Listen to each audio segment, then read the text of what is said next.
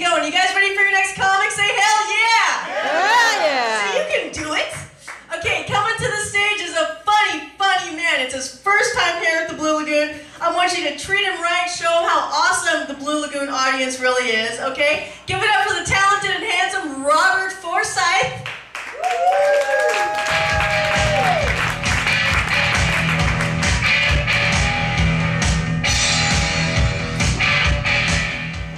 Thank you. I guess we'll get the obligatory stuff out of the way. Got a Michael Jackson joke for you. Yeah! You know why Michael Jackson likes 29-year-olds? Why? Because there's 20 of them. And I've got a Michael Jackson impersonation too I thought I'd do for you real quick. It's never been done before. Here we go.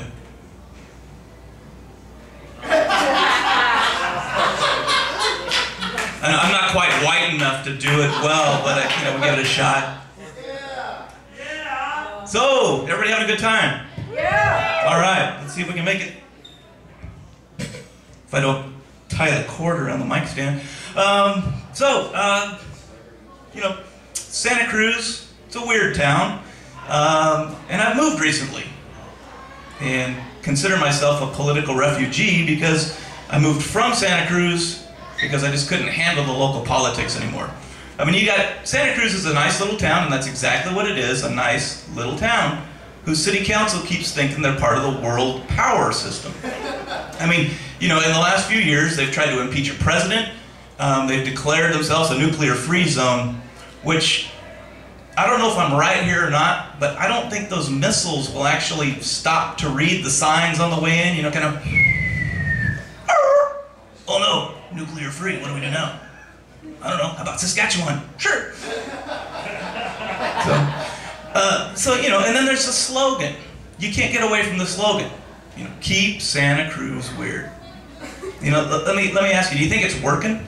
Anybody? Yeah. Yeah. I mean, the other day, just walking down the street, within a block's time, I was offered weed, salvation, and a blowjob. I mean, I'm walking down, my wife and I were downtown, we were walking, and it's like, a guy comes, hey buddy, want some green? No, I'm good. Would you accept Jesus Christ as your Lord and Savior? Nah, I think I can handle it. And my wife looked at me and said, if you take me home right now, you can get a Hummer.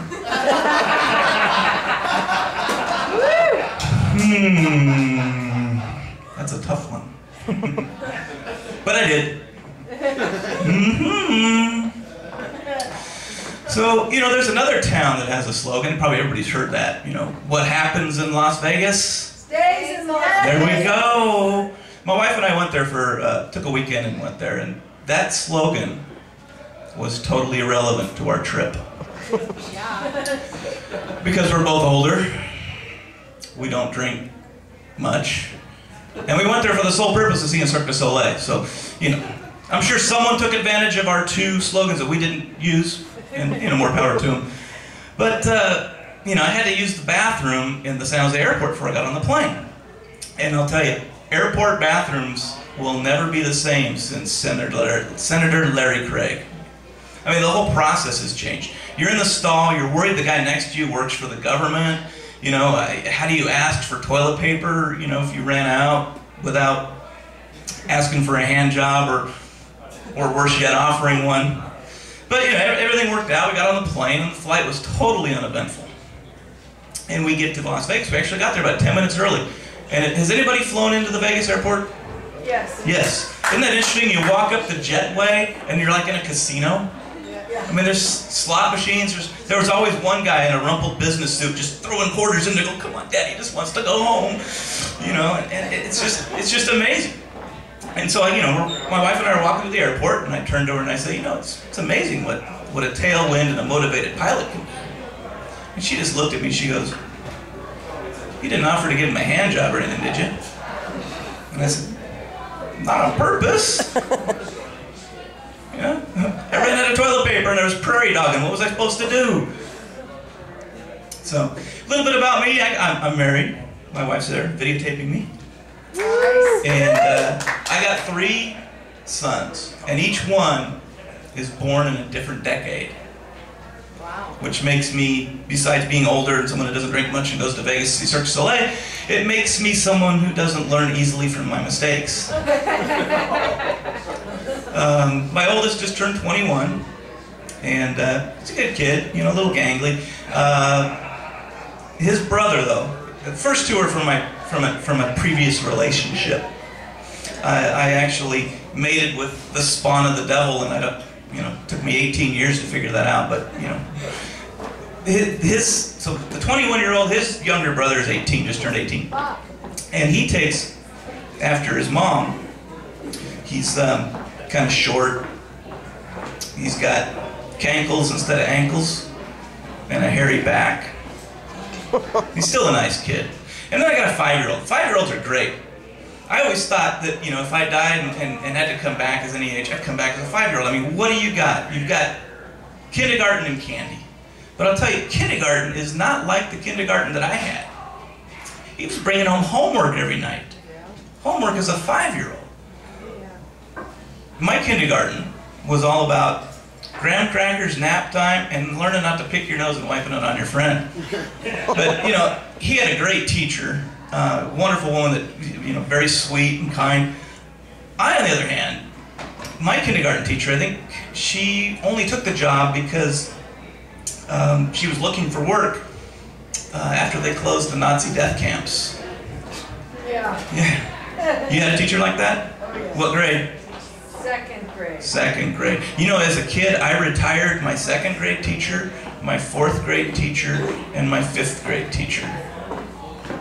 Not single-handedly, I hope. But anyways, all 3 of those. I was the last class that any of those taught. So a little bit more about me. I come from an artistic family. My grandmother actually won an award at the fair for her crocheted bathroom accessories. Hula dancing toilet paper covers. Yeah. Because who wants to look at an empty roll of toilet paper when you can see a little hula dancer there on the tank? My mom, she's more of an art collector, and her tastes are, well, she lived in Nevada. Her tastes, I guess, would best be described as trailer park meets brothel, or as I say when I go to visit, what the hell have you put in your living room now? One of her favorites was a reclining bronze nude. You think, you know, reclining bronze nude, yeah, might be kind of classy. And it would be, if it hadn't been for the smoked glass tabletop, supported by a 2-foot-long erect member. I mean, I couldn't even put a cup on that. I just felt intimidated. My brother, he's a painter. If you've ever driven through the Tahoe Reno area, you might have seen some of his work. Houses mostly. The occasional public building when he's paying off his DUIs. Myself, I'm a writer. Mostly child support checks. I write some real good child support checks, I'll tell you. Here's a little fun little game you can play if you anybody who writes child support checks. If you make the child support check out to the evil spawn from hell, and she signs it with her real name, endorses it with her real name, and the bank cashes it, she's now institutionally known as the evil spawn from hell. Anyways, that's all my time. I gotta go. Hope you have fun. Thank you.